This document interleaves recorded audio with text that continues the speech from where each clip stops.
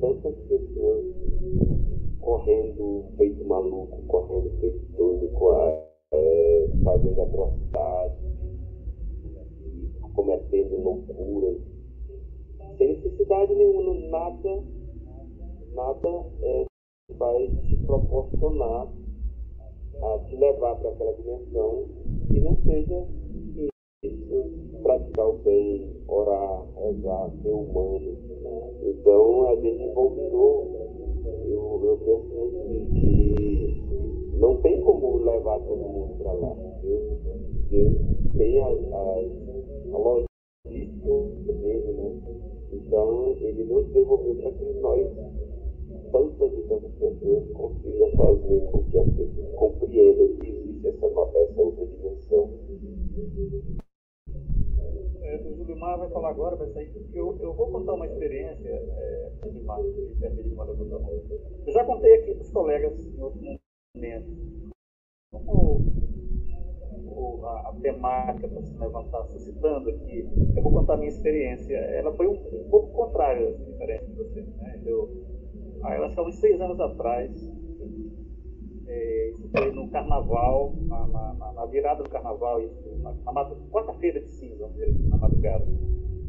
Minha irmã me ligou. Eu não costumo ficar olhando o telefone em madrugada. Quando eu olho era ela ligando para mim, dizendo que o filho dela, o meu sobrinho, estava no hospital. Ele estava desmaiado, né? O médico tinha feito todos os procedimentos para ele voltar e não tinha voltado.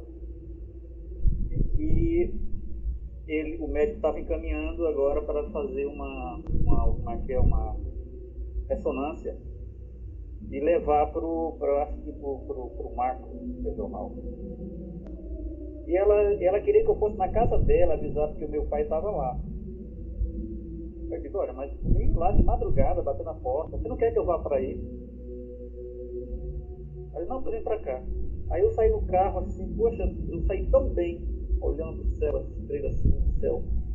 Eu não sei como eu consegui entrar no hospital, porque de madrugada não fui barrado pelos segurança, né? Geralmente eles... E quarta-feira de cinza, o ambiente de um hospital é complicado, mas não, tranquilo. Sentia assim, um ambiente favorável. Quando eu cheguei na porta, eu vi o médico estava fazendo requisição e o médico ia saindo, entregou e ia saindo.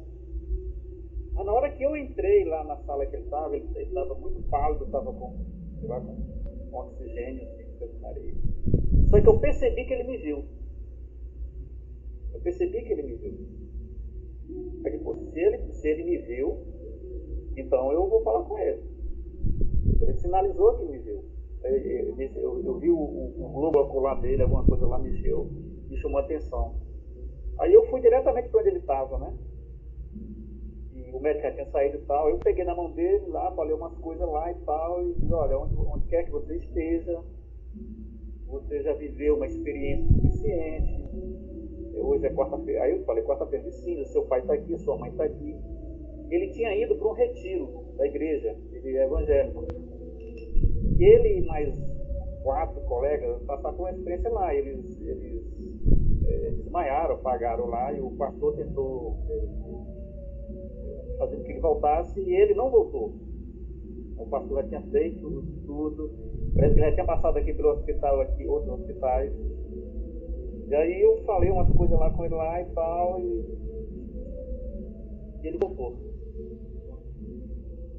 E aí eu disse, ó, aqui tá aqui sua mãe, ó. A mãe falou com ele, pega na mão dele e tal.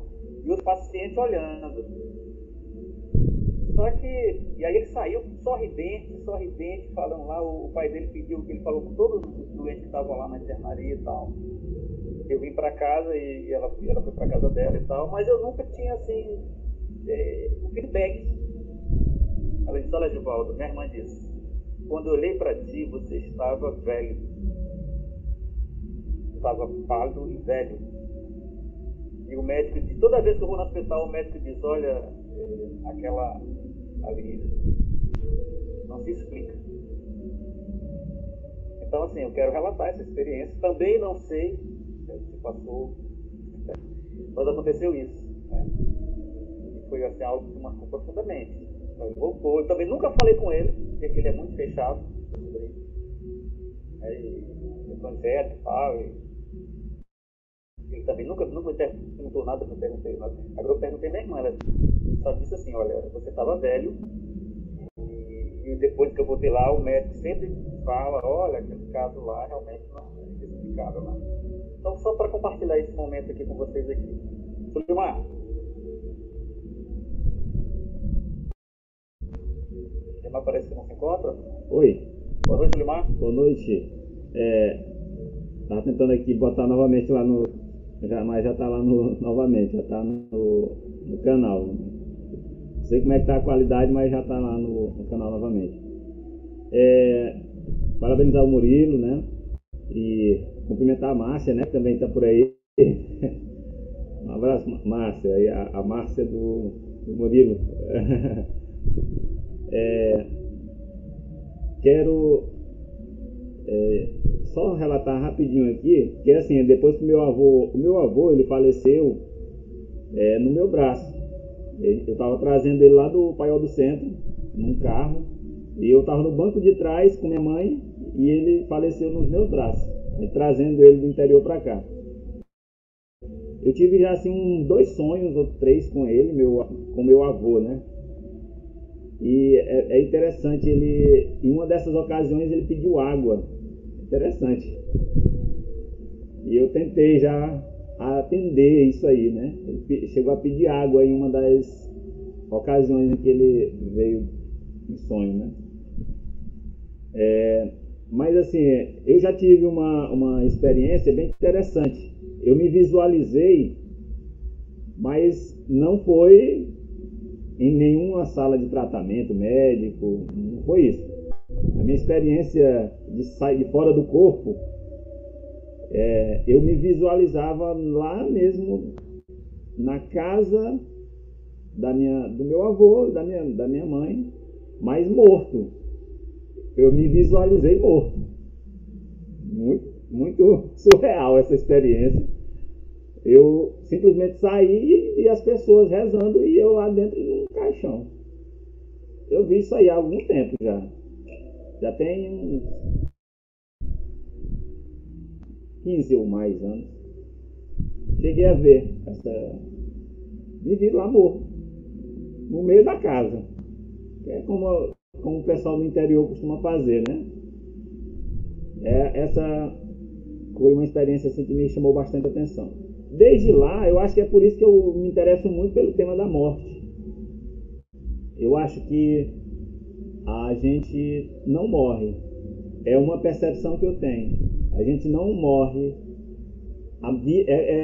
E aí eu tive a oportunidade, a partir daí, de conhecer uma filosofia de vida que é a que eu sigo hoje, chamada de Seishonoye.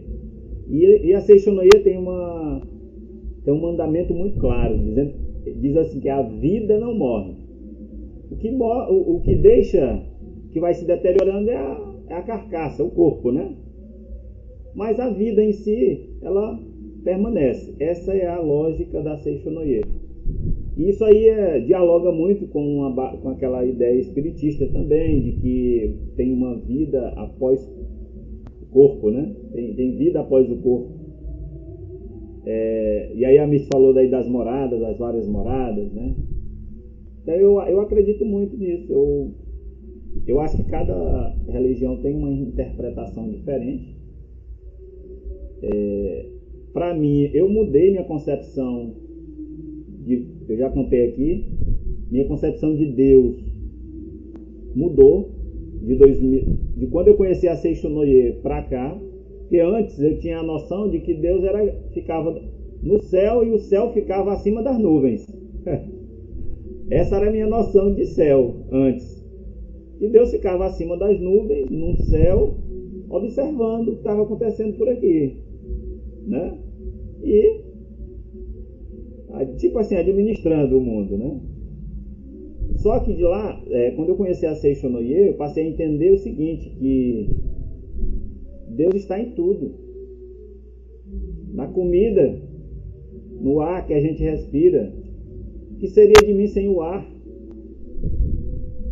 Né? Que me faz que faz o nosso corpo funcionar. O que seria de nós sem o ar? O ar que a gente tanto cobrou durante a pandemia, né? Muita gente ficou sem ar durante a pandemia. Olha o desespero. Eu lembro de um dia aqui, nunca tinha acontecido isso em Caxias, pelo menos que eu tivesse notícia, de faltar oxigênio. A gente tem que buscar oxigênio em Teresina. Eu lembro de uma tarde aqui que, às pressas, foi um carro acho que até era do SAAI, o carro buscar oxigênio em Teresina para trazer para cá, porque não tinha oxigênio em Caxias para os pacientes internados. E eu fiquei observando aquilo ali, olha essa importância. Então eu percebi que Deus está nessas dimensões que a gente pouco valoriza, né? Então eu pergunto para o Murilo, você não acreditava que existia vida após a morte? Você já teve essa crença algum dia ou não? O que mudou com essa experiência que você teve agora durante esse período da Covid, né?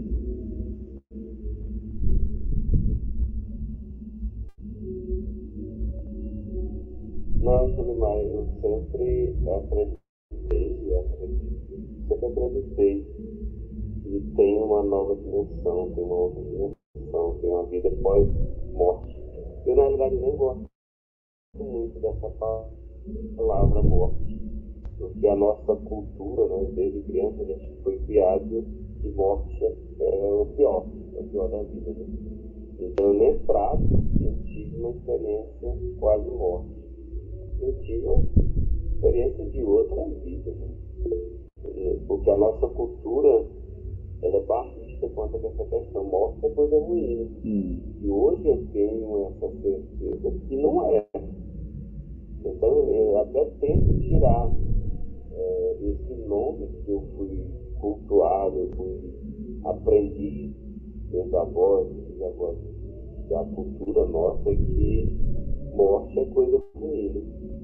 Então eu tento tratar como EQM. Eu gosto de falar que eu tive uma experiência de outra dimensão, de outra vida. Mas eu sempre acreditei e nós não tem morte, não existe morte. A vida não morre. Nós temos essa energia que fica, ela está o tempo todo se renovando, ficando. E nós estamos sempre aqui, a gente não sai daqui. A gente é tipo assim, você passa um tempo numa casa, uma pessoa que já morreu, uma pessoa que você conhecia tanto, né? E você vai visitar aquela casa e já tem outras pessoas morando, né?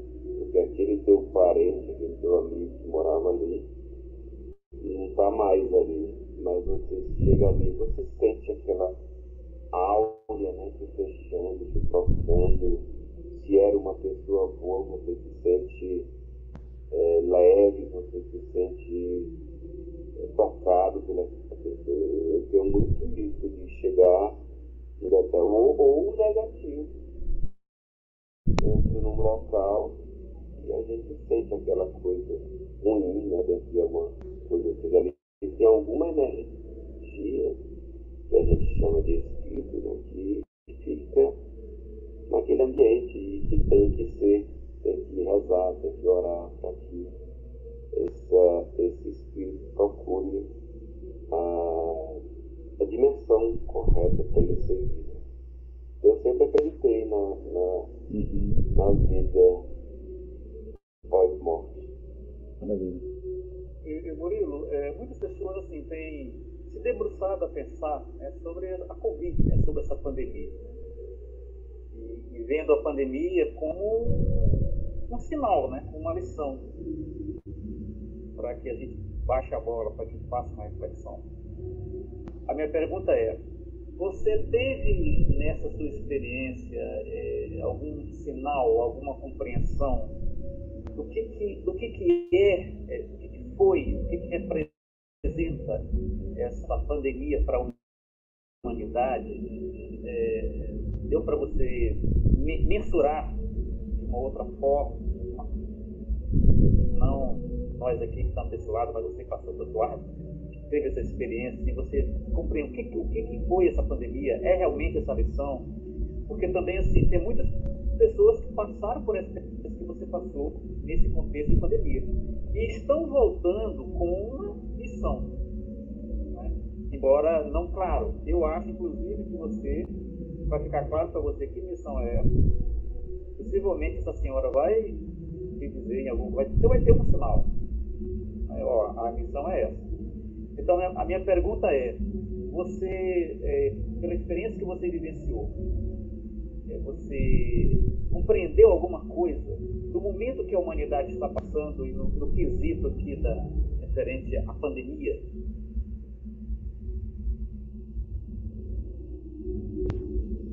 Edivaldo, realmente é uma boa indagação, uma pergunta que é até chocante você falar disso, mas uma das coisas que eu tenho descoberto nessa minha missão é exatamente isso.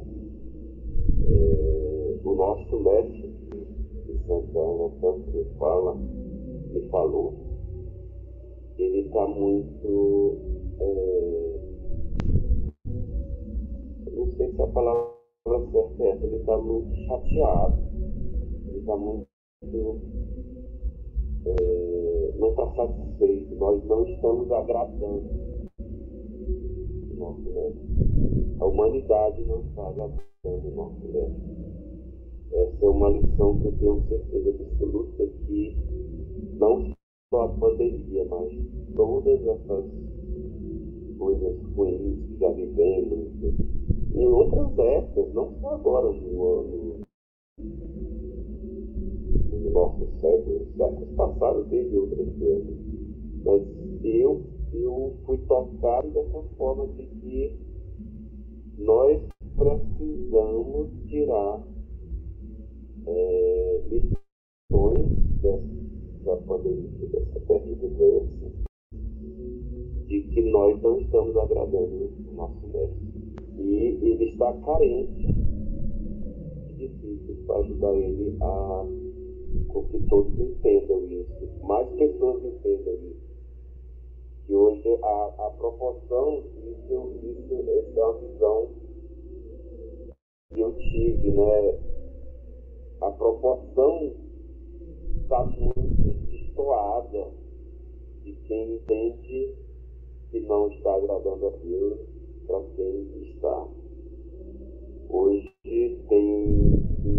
eu acho que não está nem 7-3, né? 70-30, já está até bem maior. De pessoas que não acreditam, que não praticam bem, não vivem para o verdadeiro sentido de que foi gerado, de Deus, nosso Criador, nosso Mestre, te colocou aqui. Então, essa pandemia, como todas as outras, e muita gente diz não é de Deus, eu digo que é sim. Ele está chacoalhando as nossas mentes, as nossas cabeças para a gente despertar para Deus. Eu até acho que se a gente não, eu e outras pessoas que viveram isso, se a gente não usar esse privilégio que nós tivemos de voltar nessa experiência para ajudar os outros, se a gente não conseguir fazer a nossa missão, pelo menos na minha esfera, né, onde eu tive meus familiares, meus amigos, eu não consegui captar, resgatar mais seres humanos, mais seres humanos semelhantes para entender isso. Eu acredito que ele poderá tomar outras medidas mais impactantes para a humanidade. Eu tenho essa certeza. Eu vi isso, eu aprendi isso.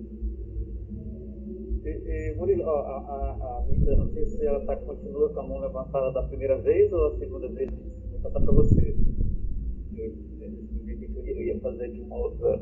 Assim, Murilo, o Julimar havia me falado que você também estava tendo, assim, como se tivesse dado alguns brancos, algum lapso de memória. Ele também, porque você foi ao programa dele e parece que lá você teve. Você continua com isso e a que você atribui isso? Continuo. De vez em quando eu tenho um branco, um apagão. É um apagão, né? Minha esposa já me conhece. Eu tenho. Eu nunca ando sem minha esposa, sem alguém que sabe do meu problema. Porque podem me levar para uma UPA da vida aí e me injetar coisas sem necessidade. Às vezes eu passo 40, 50, 60 segundos desacordado, né? Quem está perto de mim está acordado. Mas ali é um branco que depois eu não recupero a memória daquilo ali, né? Aquele instante ali foi um vazio na minha memória que fica, aquele 60 segundos, é como se tivesse pulado aquela faixa do LP, né? Pulou aquela faixa e a gente não consegue. Aqui eu atribuo isso, eu não sei exatamente, mas eu acredito muito que é como se eu não estivesse aproveitando os momentos de evangelizar certinho, eu estou sendo chamado a atenção ali em algum momento por eu não estar. Seria uma espécie de punição, no caso. Não é nem punição, é tipo assim, tá me chamando, acorda, volta, por aí. Eu tenho, Murilo, eu tenho uma suspeita, Murilo. Eu posso verbalizar? A pessoa que diz assim, parece que foi o Nelson, ou foi a menina lá que está conosco, e disse que não você. Não, foi ela mesma, eu não quero que está comigo. Gene, ela disse que nós estamos sempre atribuídos para ir para o caminho certo. Às vezes a gente desvirtua. Então, esse branco é como se estivesse me chamando para me voltar para o caminho certo. Quer dizer, eu estou querendo. Vou comentar sobre isso, eu digo também. É como se eu estivesse querendo ser o Murilo, querendo viver o normal meu que era antes. Eu tenho um novo normal. Eu tenho certeza absoluta que eu tenho um novo normal. Mas eu sempre digo que o ser humano é objeto do ambiente que ele vive, né? E você às vezes é contagiado. Às vezes não, você é contagiado pelas energias, pelaquela coisa que está te cercando. E às vezes eu sou levado muitas das vezes para ser o meu normal. E eu não tenho mais aquilo, muito pelo contrário. Eu tenho pena de quem vive naquele normal. É por isso que eu digo que todo mundo deveria conhecer essa nova dimensão, que você passa a ver a vida de outra forma, com mais leveza, com mais aceitação da dificuldade. Você passa a ser mais passivo de sofrer. Você vê um parente doente, uma dificuldade, você consegue situar, moldar aquela situação muito melhor do que era antes. Você disse, esse meu novo normal é assim. Mas de vez em quando a gente é pego vivendo aquele normal antigo, que não tem nada a ver com a minha missão. E esses brancos, eu atribuo ainda, nem sei se eu estou correto. Só para fechar, esses brancos, pela medicina, nunca foi identificado. Eu já estive em São Paulo, minha família me levou, fiz os exames espectro cerebral lá com o filho libanês, um exame caríssimo para ver no meu labirinto do cerebral tem algum lapso, tem alguma sequela grave que justifique esse branco. Murilo, você me falou que... Ninguém descobre. Você falou que era só... É um negócio divino. Só por emoções boas, né? Só quando eram emoções boas que isso aí acontecia, né? Ah, sim, e sempre, o Gilmar lembrou bem, é sempre quando eu estou recordando coisas afetivas, coisas gostosas, tipo assim, não só de família, mas eu passo, por exemplo, em frente a uma obra minha, bonita, que eu fiz no passado, e eu tenho, a minha memória sempre, tipo assim, dá aquele saudosismo materialista daquela obra, daquela coisa que eu fiz, daquela inauguração, daquela obra toda. E o meu novo normal não tem esse apego com esse material. Aí eu sou chamado a atenção para dar um branco. Aquilo não me pertence, aquela coisa de viver pensando em materiais. E aquela obra é minha, aquela coisa é minha, tem detalhes, tem permissão, já passou, não tem nada a ver. Então eu atribuo esse branco a isso. E sempre eu posso ter revolta, chatear, zangar alguma coisa assim, com a contrariedade, e não dá branco. Sempre os brancos vêm quando eu estou em pensamentos gostosos, afetivos, de parentes, de família. Então, e às vezes até de material, como eu falei, de óculos. Ok, então pessoal, nós estamos indo já para o final, né? 9 horas e 40 minutos aqui no meu celular, no computador 9h44.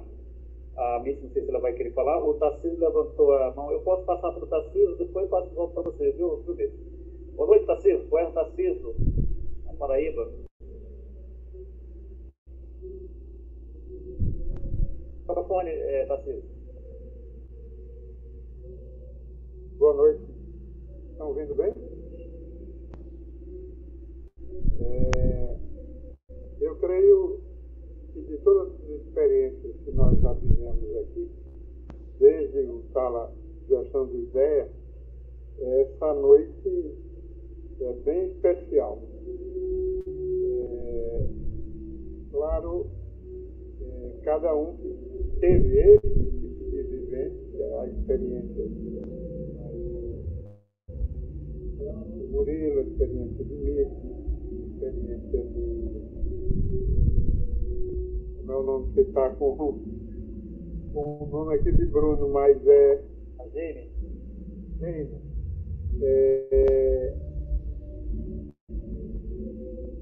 Claro que isso aí, nesse retorno aí, é sempre uma experiência transformadora, uma experiência que cada um vem, os depoimentos são os mais diversos, a forma com que entraram nessa dimensão é contada das mais diversas. Eu já escutei muitos relatos disso.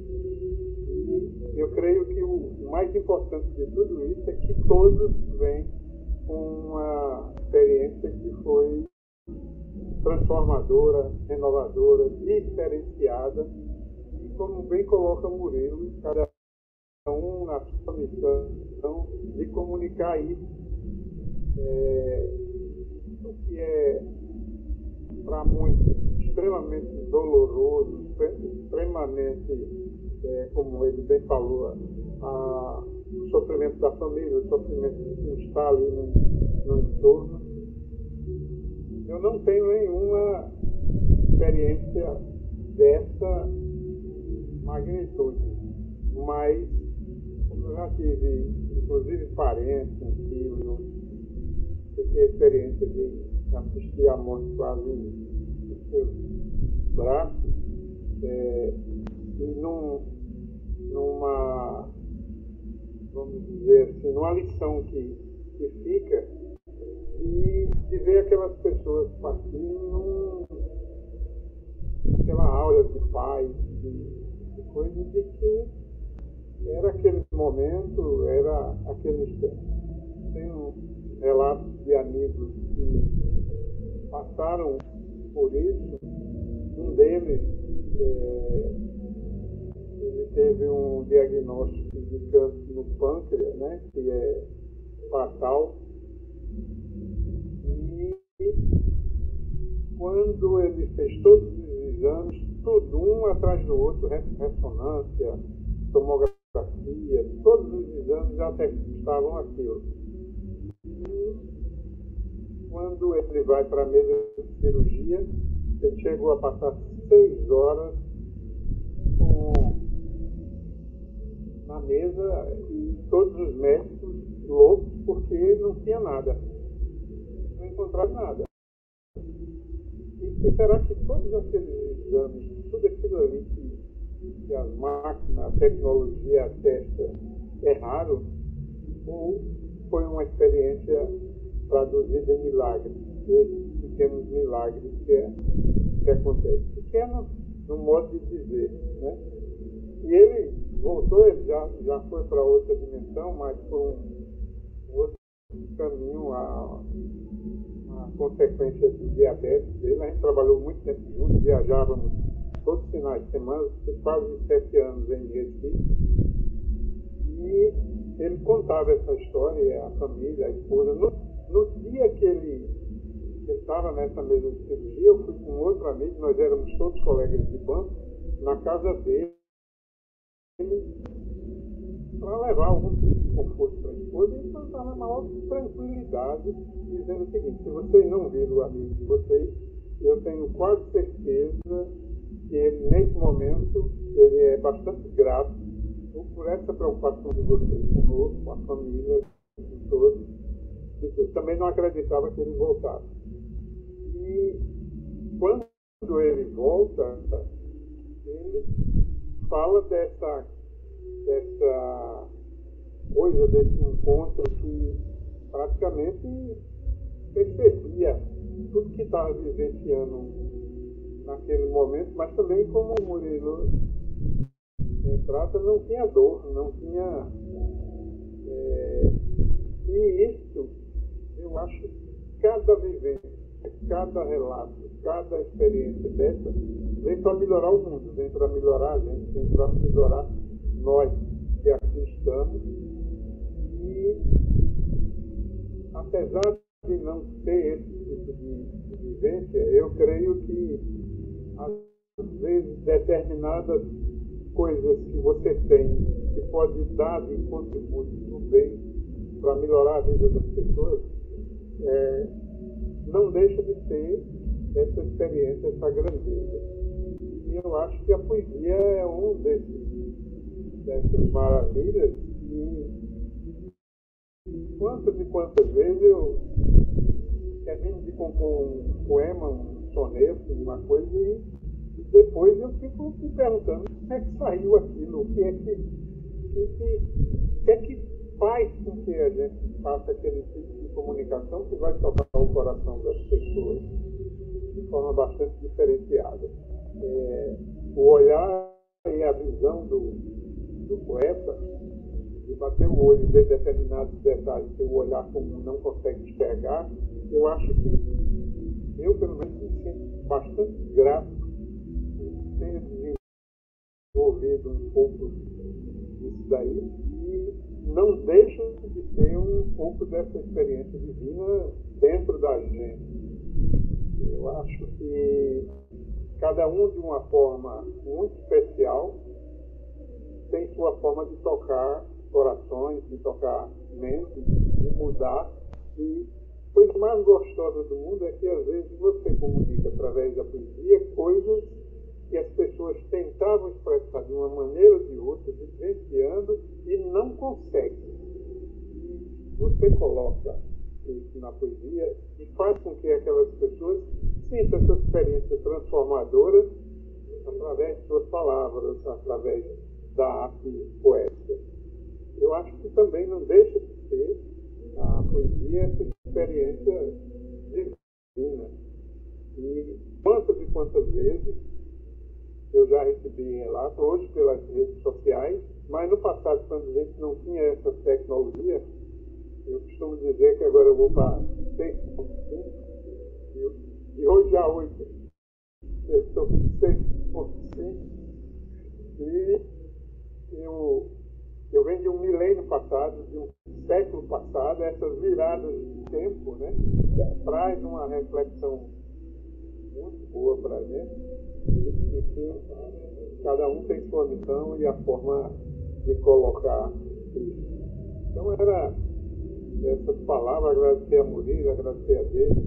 Nietzsche, eu já conheço bem a história, porque nessa época, né, era uma época que a gente estava muito próximo, vivenciando uma experiência de juventude bem interessante. Eu acho que essa ligação que a gente nunca perdeu, que a gente tem, é fruto daquele momento especial. Então, Deus sabe quem coloca nos caminhos nossos e faz com que a gente cruze com determinadas pessoas na vida e nos causam experiências, nos trazem experiências transformadoras também. Crescemos juntos. Então, agradecer, que eu acho que foi um momento extremamente especial, iluminado, que eu acho que esse tipo de iniciativa, a gente já trouxe um pouco disso daí, quando trouxemos a poesia para esse espaço, para essa discussão. E isso só cresce, só engrandece a gente. Obrigado aí, boa noite. Obrigado a vocês, boa noite. Exatamente, Tarcísio. A gente começou a se conhecer. Eu acredito que eu tinha tido essa experiência fazia, acho que, meses que a gente se conheceu. Eu já estava na universidade, já tinha cumprido o primeiro semestre, quando aconteceu isso. Daí, quando eu voltei para a universidade, né, eu estava em recuperação da minha cirurgia. Eu fui fazer dreno de ovário. E o interessante é que nessa cirurgia, eu fui para ser operada, fui na noite anterior, meus pais queriam dormir no hospital, eu disse, não, vocês estão muito nervosos, eu preciso de tranquilidade. Então vão para casa, eu vou dormir sozinha, porque eu preciso estar 6h30 da manhã pronta para essa cirurgia. E eles reclamaram muito, eu disse, vão para casa, vão dormir, eu quero que vocês durmam, se vocês passarem a noite aqui, vocês não vão dormir. Vocês vão me estressar, vocês vão se estressar. Então me deixa aqui no hospital quieta. E sou muito jovem, eu tenho uma cara de menina. Então aí eles foram embora, contrariadíssimos, embora para casa. Amanheci o dia, com os passarinhos cantando, na janela do hospital, fiz todo o procedimento. Mas aí chega uma senhora, que por coincidência era a minha professora de português, e ela estava com os sintomas de parto, mas a criança não nascia. E só tinha uma sala de cirurgia pronta, que era a minha. Aí vieram falar comigo, né? A família veio falar comigo. Eu disse, não, eu sei da minha sala, podem ir, porque eu espero, não tem problema nenhum, mas a criança não espera. E essa criança nasceu com uma sala de cirurgia, estava tudo com o meu nome, o braceletezinho da criança ficou com o meu nome, sabe? Eu vim saber isso um dia e meio, quase 2 dias depois, né? Essa história. Mas enfim, aí fiquei andando pelo corredor do hospital, visitando as pessoas, aí mamãe fazia, menina, você não tem juízo não, você vai ser operada. Eu disse, mamãe, olha, aconteça o que acontecer comigo lá dentro, eu vou voltar. Eu dizia isso o tempo todo. Agora me pergunta por que eu dizia isso, eu não sei. Mas eu dizia a todo mundo, aconteça o que acontecer comigo, eu vou voltar. E isso várias vezes. Isso intrigou todo mundo. E quando aconteceu isso comigo, a pressão do meu pai caiu quase a zero, porque ele estava assistindo pela janelinha, né? Quando eu tenho um choque anafilático e meu coração para, aí eles dão aquelas coisas de choque, né, no peito, né? E tive novamente outra convulsão, e meus batimentos foram a zero, 2 vezes, meu pai desmaiou. A pressão do papai quase ficou a zero, papai foi atendido no hospital. Enfim, aí depois disso eu consegui voltar, né? E eles terminaram a cirurgia, fecharam a minha barriga tudinho, mas eu fiquei desacordada. Minha pulsação caiu a quase nada, eu fiquei como se eu estivesse no estado de coma, né? Durante mais de 24 horas isso, né? E fiquei em observação. Mas Os apagões, aí eu volto para o que eu estava falando, eu fiz esses apagões durante quase 10 anos, depois da cirurgia. E eram coisas simples, eu estava parada e simplesmente eu apagava. Ficava com os olhos abertos, mas eu não tinha movimento, minha respiração continuava, mas eu não fazia nada, nem interagia com ninguém. Tanto que depois, durante esse tempo, quase 10 anos depois, eu tinha um namorado, e o namorado ficou tão assustado com isso que ele acabou o namoro, porque eu ficava apagada durante poucos segundos. Mas, assim, quando eu voltava bem, sabe? Mas eu nunca associei a questão de ser culpa ou ser um castigo, não. Eu associava ao fato de que eu passei a viver entre dois mundos. O mundo dos insights, o mundo dos ensinamentos que chegavam para mim, os pacotes completos, e essa vida aqui que a gente vive. Ao contrário, eu entendia que a partir dali eu tinha que fazer com que a Terra fosse semelhante ao céu, ou seja, eu precisava divinizar a matéria. E tudo que eu pude fazer para trazer melhor qualidade de vida às pessoas que eram desassistidas, eu fiz. Tá? Então, enquanto uma pessoa pode ter apego à luxúria, outros estão passando fome, então as pessoas precisam ter comida. As pessoas precisam ter um teto. Se tiver uma estrada que facilita a vida delas, elas precisam dessa estrada. Então, desde aquela época, eu comecei a trabalhar, fiz voluntário, para ajudar a melhorar a vida das outras pessoas, dava palestra sobre higiene, sobre natalidade, sobre... Então, assim, eu comecei a entrar no mundo transdisciplinar. Arrumava profissionais para dar palestra nos bairros de pobres, fiz parte do comitê de cidadania, exatamente para melhorar a vida das pessoas que eram pobres e que não tinham recursos materiais. Então, assim, eu não vejo tanto como uma punição, eu vejo que é uma carga nova que você ganha para continuar trabalhando, sabe? Depois que você volta dos apagões, você produz umas coisas assim bacanas demais, sabe? Então, eu não vejo como punição. Agora, quando a gente fala assim, que bom que todas as pessoas pudessem ter esse tipo de experiência, eu digo que nem todo mundo está preparado para isso. Começa com esse ponto. A maioria das pessoas não estão preparadas. Algumas pessoas iriam ficar extremamente desorientadas e extremamente, assim, como é que eu posso dizer, vulneráveis a pessoas assim, escrupulosas que venham oferecer para eles alguma coisa para ser desenvolvida, uma religião, e termina aprisionando a pessoa emocional, mentalmente, até financeiramente, né? Prometendo que vai desenvolver alguma habilidade especial, porque a pessoa passa a ser especial. Não, a gente não passa a ser especial. Cada pessoa que nasce é especial. O que acontece é que cada pessoa tem uma capacidade diferente de fazer alguma coisa em prol de si mesmo, em prol de todo mundo que está ao seu redor. E pessoas até que a gente desconhece. E as crianças que estão nascendo, as que têm de 15 a 25, 26 anos, e as que têm de 0 a 15 anos, elas já estão nascendo com a genética diferente. A grande maioria delas são crianças conscienciosas, são crianças assim, que são abrangentes, né? Pensam aceleradamente, né? Por isso a quantidade de transtorno de déficit de atenção está quilométrica, porque o pensamento deles é acelerado. A gente às vezes nem acompanha, e são inteligentíssimos. Então eles já vieram, estão vindo prontos já com essa experiência na cabeça, né? Essas crianças novas. Então, assim, eles têm capacidades que você fica assim, meu Deus do céu, como podem ser tão bem dotados? A quantidade de crianças que têm com habilidades fantásticas é imensa. E qual é a capacidade que a gente ganhou? É de exatamente mostrar para eles direcionamento. A gente está no plano físico por um grande motivo. A gente tem que levantar esse mundo físico como físico para que Deus experimente esse mundo físico através da gente, através do que a gente faz. Por isso que eu digo, o Evangelho é a nossa vida, é o que a gente faz, é o que a gente é. Né? Às vezes, simplesmente por você parar e meditar, orar, você está levando essa energia para milhões de pessoas que você não sabe que está passando. Né?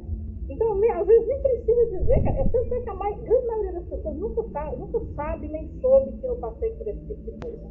Primeiro que alguém pode dizer que eu sou doida, né? Isso daí eu já deixo para lá, né? Então eu prefiro que a minha vida seja um espelho. Mas muita gente já teve um mau juízo a meu respeito.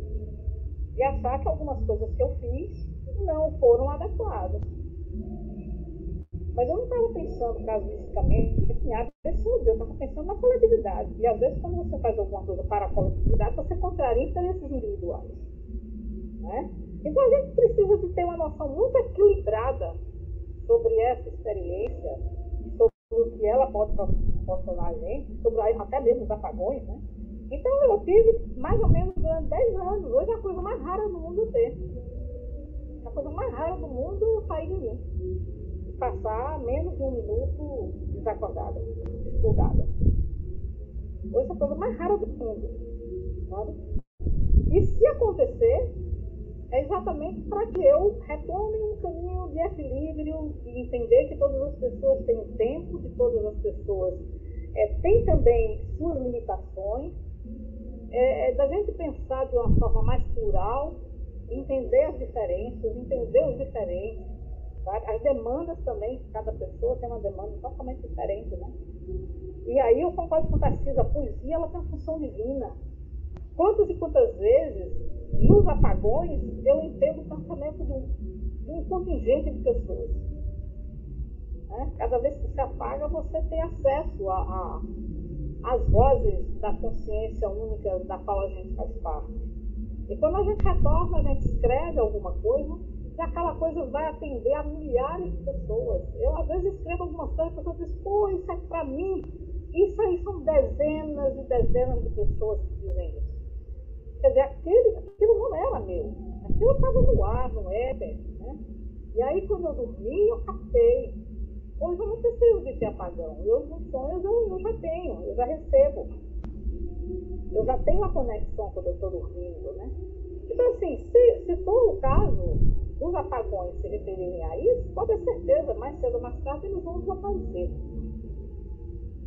E aí a sua conexão vai ser quando você estiver dormindo, quando estiver dando cochilo, aí a inspiração chega. O que você vai ter que fazer, de como vai ter que proceder, sabe? Não necessariamente. A única coisa que a gente não tem, depois disso, é apego material, mas não significa dizer que você não tem orgulho daquilo que faça, ou que já fez. Quantas pessoas atendeu? Isso é o que conta. A vida de quantas pessoas foi melhorada através daquela obra, através daquele monumento que foi feito? Quantas pessoas foram atendidas? Quantas pessoas melhoraram? Quantas pessoas puderam usufruir daquilo e transformar o seu dia a dia em alguma coisa melhor? A gente tem que se focar nisso. O trabalho espiritual não é para o céu. O céu não precisa da gente. Quem precisa da gente são as pessoas da terra. É isso que está na cabeça. Enquanto estiver aqui, vou procurar ao máximo ser justa, vou procurar ao máximo ser colaborativa, vou procurar ao máximo dar o que eu puder dar, para melhorar a vida de outras pessoas. Né? Mas as crianças elas já estão vindo prontas para isso aí. Sem dogma, sem religião certa. Né? E aí eu procuro sempre não fazer associação à religião. Porque foi a minha ruptura com a religião que fez com que eu tivesse essa visão. Né? E aí a gente vai aprendendo cada vez mais a aprimorar isso que a gente passou, essa experiência que a gente teve. Né? Então, serve para a nossa evolução? Serve. Mas serve principalmente para todas as pistas e todo o trabalho que a gente pode fazer para todos os demais. Esse é o grande foco. Sabe? Então, a evolução ela tem que ser coletiva a partir de agora. Para muitas pessoas. É uma corrente puxando quem está atrás. Sempre puxando quem está atrás. Para que todo mundo chegue, pelo menos, nas condições mais próximas. Né? Da gente. Esse é o nosso papel. E tem que ser massificado. Tem que ser muita gente fazendo isso. Porque senão não dá certo. Ninguém individualmente vai fazer um verão acontecer, né? Uma andorinha só não faz o verão.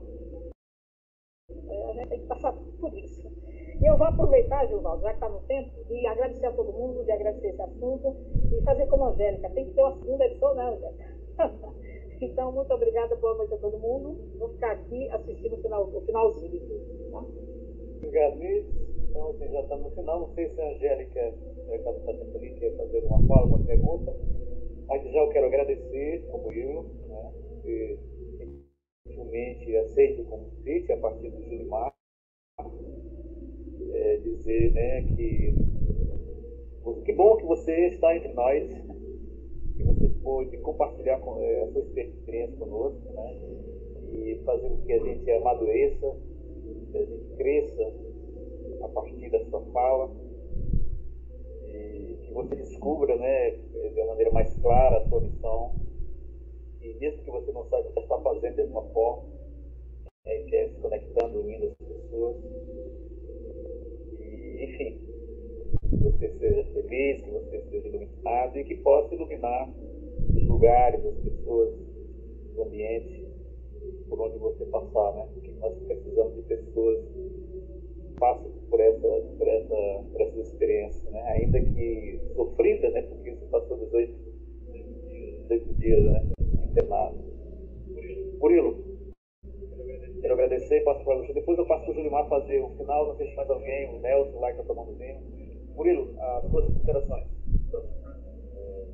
Eu gostaria só de fazer umas considerações finais, dizendo o seguinte: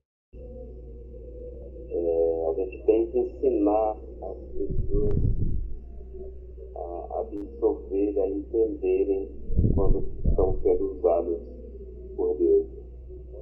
Quantas e quantas vezes você vê uma pessoa, nós mesmos, diz para Deus: poxa Deus, eu queria tanto que isso acontecesse comigo, isso não me proporciona isso e tal. Estou rezando, estou pedindo. E mais na frente isso vai e te acontece. Mas acontece de uma forma que foi, tipo assim, você atribui ao seu suor, a sua objetividade, a sua vontade, a sua garra, e você foi lá e conseguiu. E você esquece de agradecer a Deus. Você acha que foi você que conseguiu. No entanto, Deus usou uma pessoa que ajudou. E essa pessoa foi usada, ela foi o Deus, como alguém falou aqui, que Deus está no ar, está em todo lugar. Deus está sempre nos usando para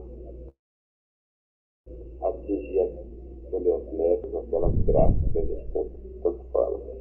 Então é isso, que nós acreditemos piamente nessa força superior, esse ser supremo que é Deus, e que nós possamos contagiar outras pessoas para acreditar em Deus. E minha consideração final é essa: eu sou um homem feliz. Eu desconheço quem tem um casamento mais feliz, que a mulher mais bonita do mundo, ela está comigo. Tenho 2 filhos maravilhosos, sou engenheiro civil, meus 2 filhos são engenheiros civil. Eu sou fluminense, sou fretorzinho, todos os 2 são fluminenses. Quer dizer, eu me considero um bom pai, eu sou seguido por eles. Eles querem o tempo todo ser que eles estão o tempo todo tendo as mesmas resolutividades que eu dou para as coisas que eles querem sempre me dar. Então eu sou muito feliz, Deus foi muito generoso comigo. E mais ainda agora, depois da sua volta, porque além da minha família, Deus me deu, minha esposa, 2 filhos, 2 netinhas lindas que eu tenho, a Lana e Luísa. Além dessa família que eu tenho, Deus me deu a família de orações. Eu estou muito feliz em participar dessa família de orações, onde a gente reza todo dia, ora todo dia, pelas pessoas que se encontram inertes, doentes, precisando do poder da oração, e acreditam no poder da oração. Fiquemos com Deus. Muito obrigado ao seminário do convite, Paulo. Deus abençoe a todos nós, que tenhamos uma noite abençoada, e que os dias próximos de Douro para nós sejam cheios de notícias boas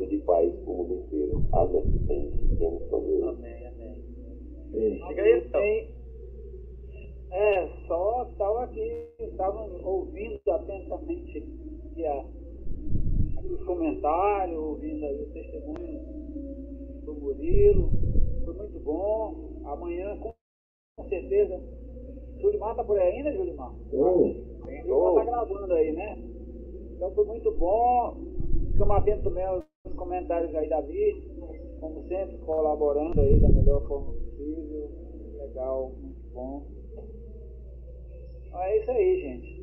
Uma semana renovada, cheia de espiritualidade e as esperanças renovadas. Esperança renovada não do verbo esperar, mas do verbo esperançar. Atingir a luta, agradecendo a Deus, é claro, pela oportunidade da vida, por estarmos aqui. Eu vou aqui só mostrar aqui meus colegas aqui, que vai dar, todo mundo aqui vai dar um tchau aqui, tá bom? Boa noite. Boa noite. Boa noite. Boa noite. Boa noite, gente. Boa noite. Julimar, por favor, faça os seus agradecimentos aí. Pois é, quer só agradecer o Murilo. Daqui a pouco, inclusive, quem está aqui em Caxias vai aproveitar o show da Magnífico, né? Daqui a pouco a obra que o Murilo começou, que é o shopping da gente. A celebração. Como é que perto de casa, eu vou viajar lá também. Murilo, obrigado aí. Acredito que a sua colaboração vai despertar também outras pessoas para perceberem o óbvio, né? A importância daquilo que realmente merece ser dado importância. Às vezes a gente todas as outras coisas estão distantes e esquece de quem está dentro de casa, né? Para mim esse é o maior exemplo que você tem deixado aí nas suas colaborações, né? Obrigado. Então, obrigado a todos. Sei que nem quer falar, a Luciana está ali, mas já estamos já no esgotamento aqui, né? Já tem sugerindo uma segunda edição, né? Para falar desse tema. Gente, então boa noite a todos. Boa noite.